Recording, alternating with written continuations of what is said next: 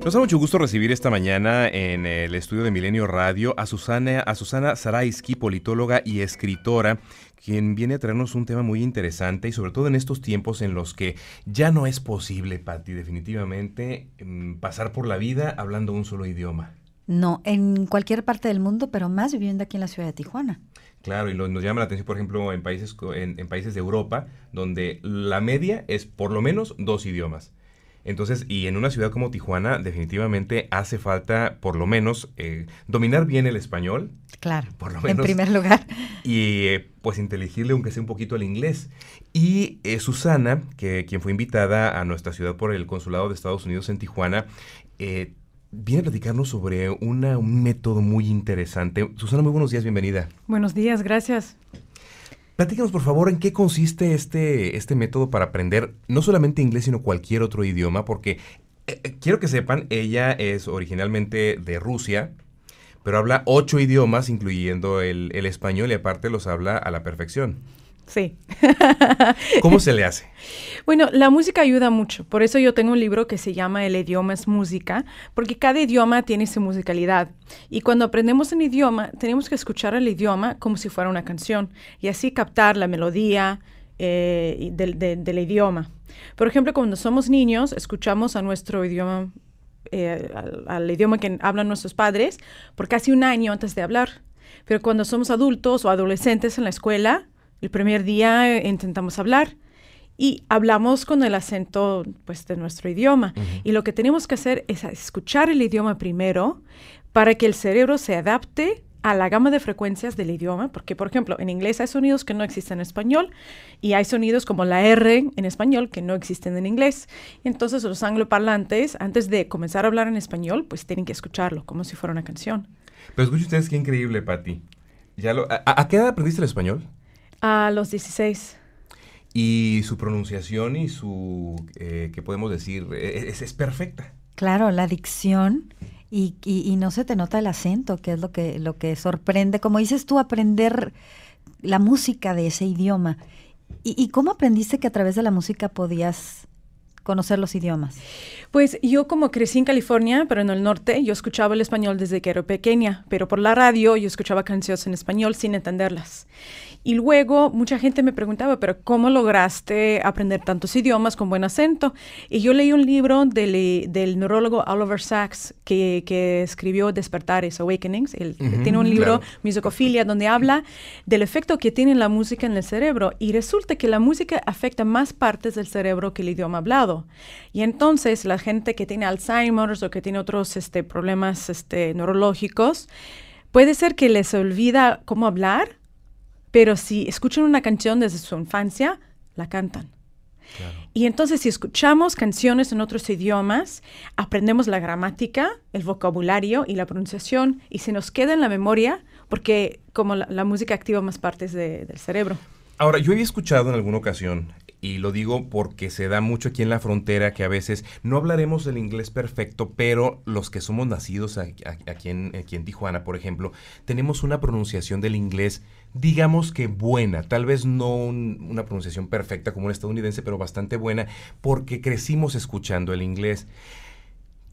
Yo había leído que cuando pasaste de cierta edad, si ya no captaste ese acento, ya no lo tienes nunca, pero tú eres una excepción que demuestra exactamente lo contrario.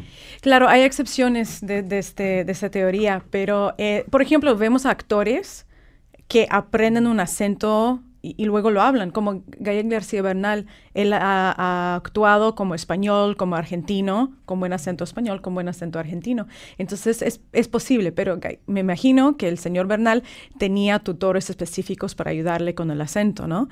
Entonces, para nosotros que no tenemos tantos recursos, tal vez no vamos a lograr un acento perfecto como adultos, pero a través de la música y de la radio y de los medios de comunicación podemos acercarnos a la pronunciación nativa. Muy bien. ¿Y hay alguna música en específico con algún ritmo particular?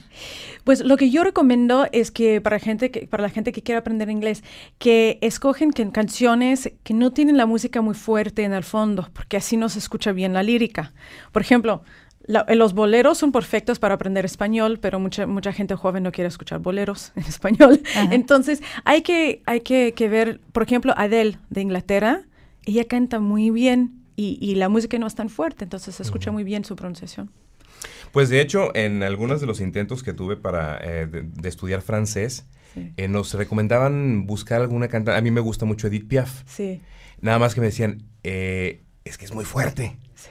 Es una cantante que tiene una pronunciación demasiado marcada. No, tampoco te desesperes si no vas a poder tener esa pronunciación tan gutural como la tenía ella. Entonces probablemente sea necesario encontrar a alguien que tenga, como mencionabas, ¿no? En el caso de Adele, tiene una pronunciación muy cristalina, podríamos decirlo así, ¿no? Claro.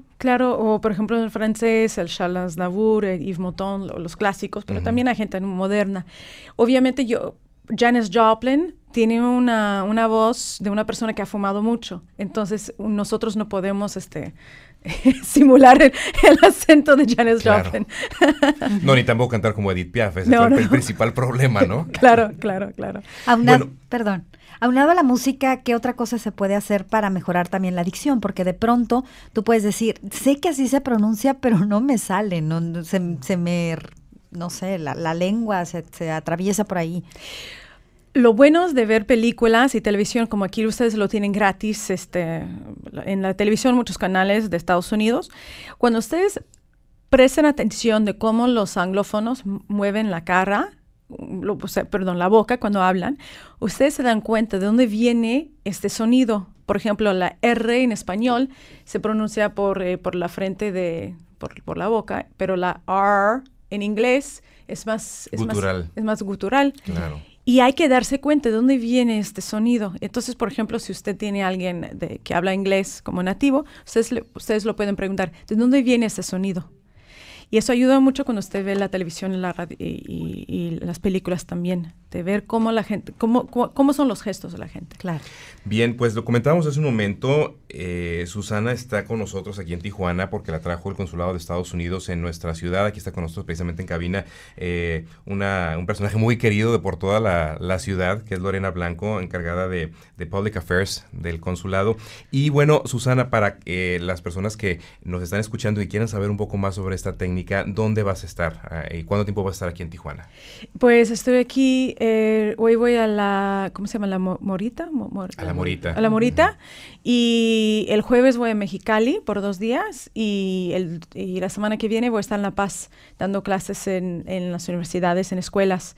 Y el nombre de mi libro es El idioma es música y lo pueden encontrar por internet, elidiomaesmusica.com, o también por Facebook y por YouTube me pueden encontrar.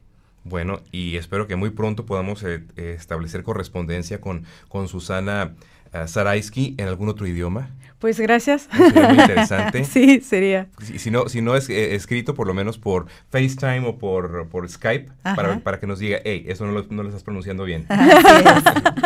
Muy bien. Muchísimas gracias por haber estado con nosotros, Lorena. Gracias por acompañarnos y por traernos a Susana y pues por compartirnos esta técnica tan interesante. Pues gracias a ustedes. Gracias y felicidades. Vamos a hacer una pausa, enseguida regresamos.